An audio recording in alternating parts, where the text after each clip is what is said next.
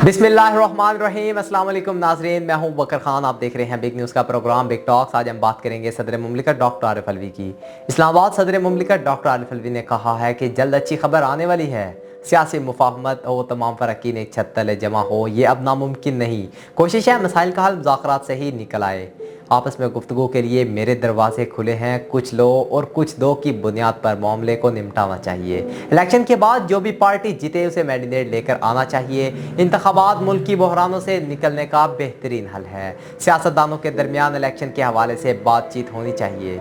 अगर हम इकट्ठे ना हुए तो तारीख हमें जिम्मेदार ठहराएगी। हर बहरान के एतबार से मेरी कोशिशें अपनी जगह पर हैं। रुपए की कदर कम और एक्सपोर्ट कम होती जा रही है। वर्ल्ड बैंक कह रहा है कि पाकिस्तान के डिफ़ॉल्ट का इम्कान है। मुआशी बहरान को काबू करना बहुत ज़रूरी है। निजी टीवी को दिए गए इंटरव्यू में उन्होंने कहा कि सैलाब के बहरान में गरीब पिस रहा है। 3 बहरान सैलाब, मुआशी और सियासी बहरान हैं। सियासी बहरान सबसे बड़ा बहरान है। हर बहरान के एतबार से मेरी कोशिश अपनी जगह पर है। रुपए की कदर कम और एक्सपोर्ट कम होती जा रही है। सदर मुमलिकत ने कहा कि सियासत का बहरान है जिसको हल करना आसान है। बहुत सारे लोग वक्ती मफाद की वजह से इस बहरान से निकलने को तैयार नहीं। उन्होंने कहा कि तमाम सियासी लीडर जल्द इलेक्शन की बात करते रहें। सुप्रीम कोर्ट ने कौमी असम्बली बहरान पर चीफ इलेक्शन कमिश्नर से इलेक्शन कराने के बारे में पूछा।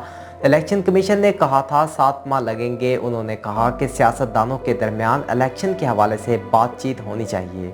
सदर मुमलिकत ने कहा कि कौम को क्लियर लीडरशिप चाहिए। अवाम मुश्किल में फंसे हुए हैं। बिजली बिल, महंगाई के एतबार से अवाम मुश्किल में है।